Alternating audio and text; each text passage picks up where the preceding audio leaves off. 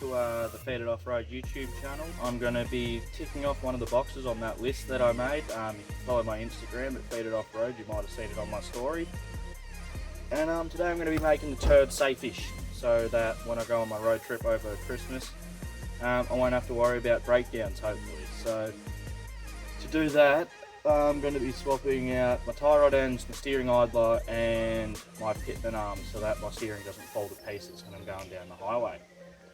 So yeah, I'm gonna make a start. So to get your pitman arm off, all you really want to do is just undo this nut and then get a bearing puller and just pull it off. And for all your other joints in here, you just want to take the split pin off, undo the nut, and then give this bit here a good whack with a hammer, and they should just pop right off because they're on a tapered end.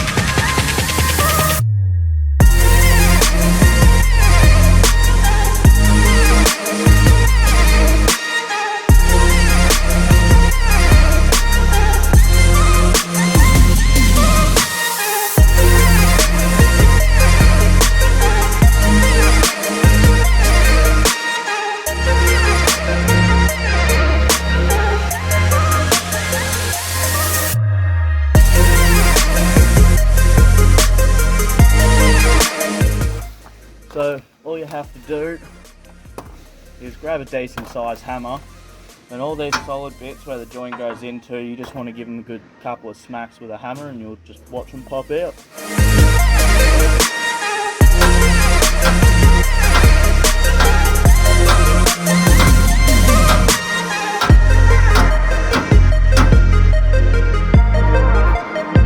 Fucking slut.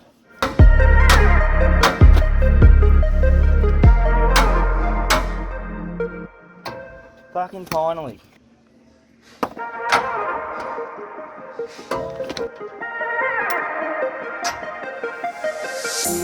Right, and that's how you take your tie rod ends out.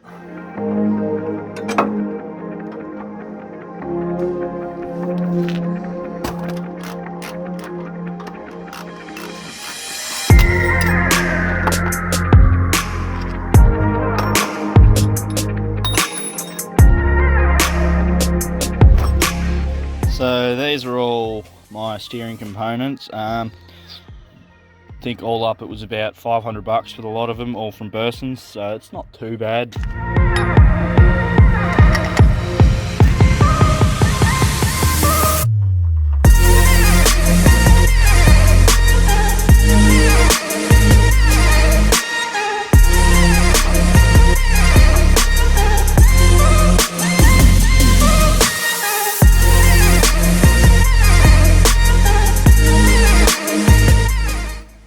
Well, unfortunately it started fucking raining, so stuck doing this in the wet.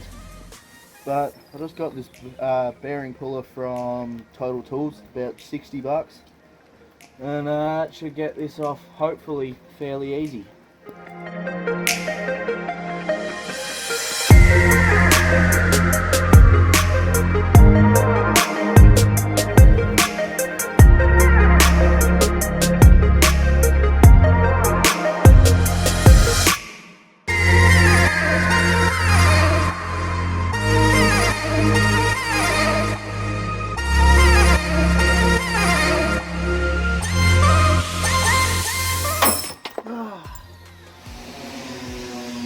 Wow.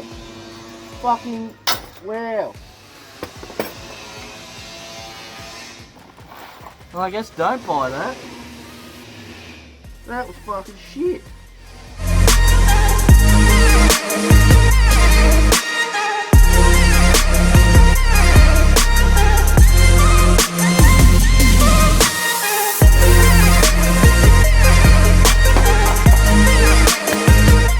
Right, so it's the next day, and went and bought a Pitman arm puller from Total Tools, and I've already got the old one off, and now I'm just putting the new one back on. So, yeah.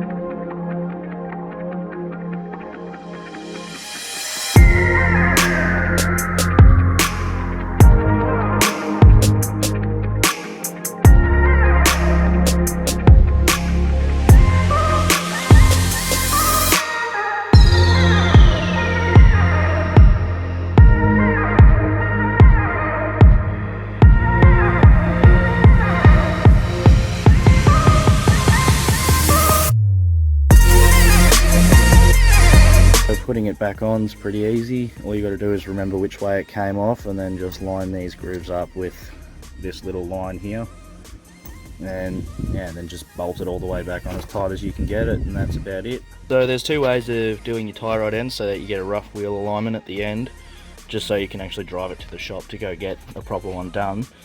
Is you just measure from the center of this to pretty much where the end of this little clamp is.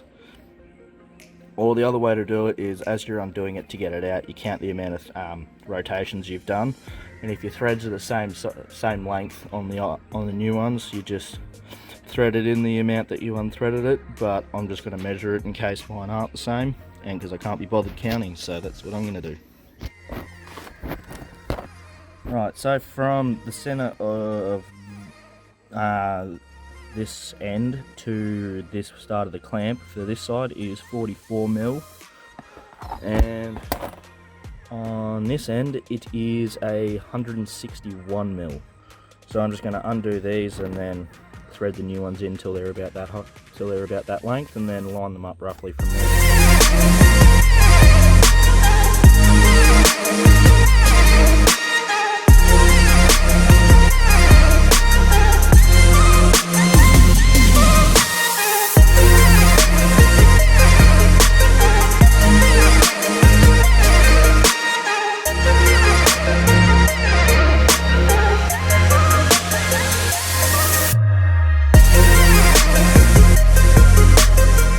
Measured this one from here to the center of this to 161 roughly, and this one is at 44mm. Well, it was, but I had to do a half twist just to get this to fit in here. But later on I'll do another rough wheel alignment to make sure that I can actually get to the wheel alignment place to get it done properly, and all you have to do is undo these clamps and just twist it either one way or the other way to loosen it or tighten it, and all that will do is bring this closer together or further away. And that should hopefully true up your wheels. So all I've got to do is crack on with this other side, tighten all these little castle nuts up, put the pins in, do my rough wheel alignment, and then yeah, should be able to take it down to the wheel alignment place to get it all sorted.